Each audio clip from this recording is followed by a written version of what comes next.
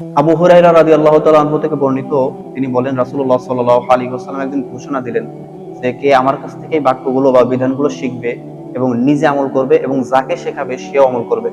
আবু হুরায়রা রাদিয়াল্লাহু তাআলা আনহু বলেন যে আমি বললাম, ইয়া রাসূলুল্লাহ, আমি প্রস্তুত আছি। তো রাসূল সাল্লাল্লাহু আলাইহি ওয়াসাল্লাম আমার হাত ধরলেন।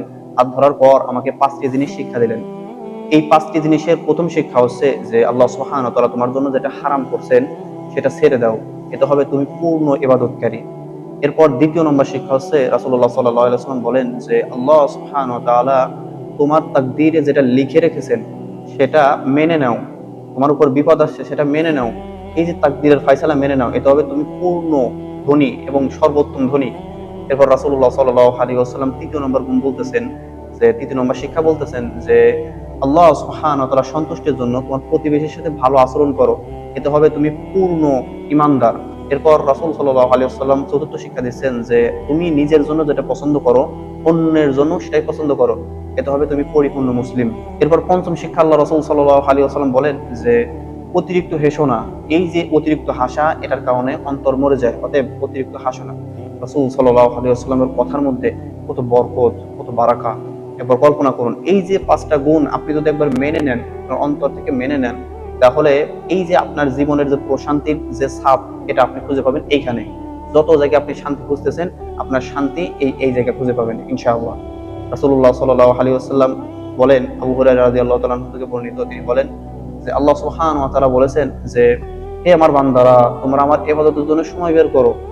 যদি ইবাদতের জন্য সময় বের করো, তাহলে আমি তোমাদের সমস্ত প্রকার বিপদ আপদ, এই যে যত প্রকার পেরেশানি আছে, এই সব পেরেশানি দূর করে দিব।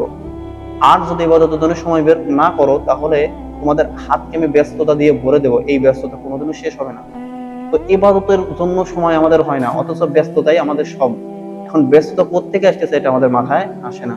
এই যে ব্যস্ততা, আল্লাহ সুবহানাহু ওয়া তাআলার ইবাদত আপনি করতেছেন না, আল্লাহ সুবহানাহু ওয়া তাআলা আপনার ব্যস্ত করে দিয়েছে, আল্লাহ করে দিয়েছে আপনার ব্যস্ত। তো এটা ভয়ঙ্কর। আল্লাহ সুবহানাহু ওয়া তাআলা আমাদেরকে হেফাজত করুন, পরিপূর্ণভাবে আমাদের আল্লাহ সুবহানাহু ওয়া তাআলাকে ইবাদত করার তৌফিক দান করুন, আমিন।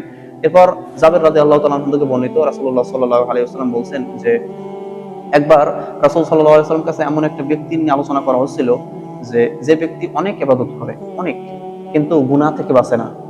রাসূলুল্লাহ সাল্লাল্লাহু আলাইহি ওয়াসাল্লাম বলেন যে এই ব্যক্তি কখনোই উত্তম ব্যক্তি হইতে পারে না, যে গুনাহ থেকে বাঁচে না কিন্তু অনেক ইবাদত করে।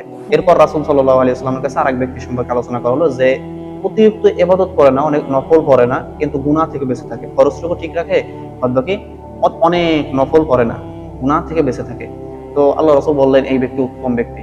ওই আগের ব্যক্তির চেয়ে যে ব্যক্তি অনেক ইবাদত করে কিন্তু গুনাহ থেকে বাঁচতে পারে না, ওই ব্যক্তির চেয়ে এই ব্যক্তি উত্তম। অতএব আমাদের জীবনে যদি আমরা সফল হইতে চাই, অনন্তকালের যাত্রায় যদি আমরা সফল হইতে চাই, তাহলে আমাদেরকে গুনাহ মুক্ত জীবন গড়তে হবে। আল্লাহ সুবহানাহু ওয়া তাআলা আমাকেও এই তৌফিক দান করুন যেন আমি গুনাহ মুক্ত জীবন করতে পারি, এবং আল্লাহ সুবহানাহু ওয়া তাআলা আমাদেরকে যেন তাওবা করার নসিব দেন এবং কান্নাওয়ালা চক্ষু দান করেন। প্রিয় ভাইরা, জান্নাত ভয়ঙ্কর, মানে এটা পাওয়ার যে জায়গা, এটা বিপদ সংকুল। সব হাদিসের মধ্যে আসছে, রাসূল সাল্লাল্লাহু আলাইহি ওয়াসাল্লাম বলেন যে সমস্ত প্রকার বালা মুসিবত দ্বারা এটা আবৃত। অর্থাৎ আপনি যদি জান্নাতে যাইতে চান, আপনাকে বালা মুসিবত ফেস করতেই হবে। এটা দুনিয়া থেকে আপনার এই যে 60 বছরের জিন্দেগি, আপনি 100 বছর 200 বছর বাঁচতেছেন, এটার উপর নির্ভর করতেছে আপনার অনন্তকালের যাত্রা। যেখানে আপনি যদি একবার শান্তিতে ঢোকেন, আর অশান্তি নেই, ওই যাত্রায় আপনি সফল হবেন। দুনিয়া থেকে কষ্ট তো আমার উপর আসবে, অতএব সেটা মেনে নিতে হবে। এবং সেই অনুযায়ী আল্লাহ সুবহানাহু ওয়া তাআলা যে পথ দিয়েছেন কোরআন এবং সুন্নাহ, এইটা আঁকড়ে ধরে আমাদেরকে ওই জায়গায় পৌঁছাইতে হবে। কঠিন না যদি আমরা কোরআন সুন্নাহর দিকে থাকি, কঠিন কখন? যখন আমরা কোরআন সুন্নাহর বাইরে চলে যাই।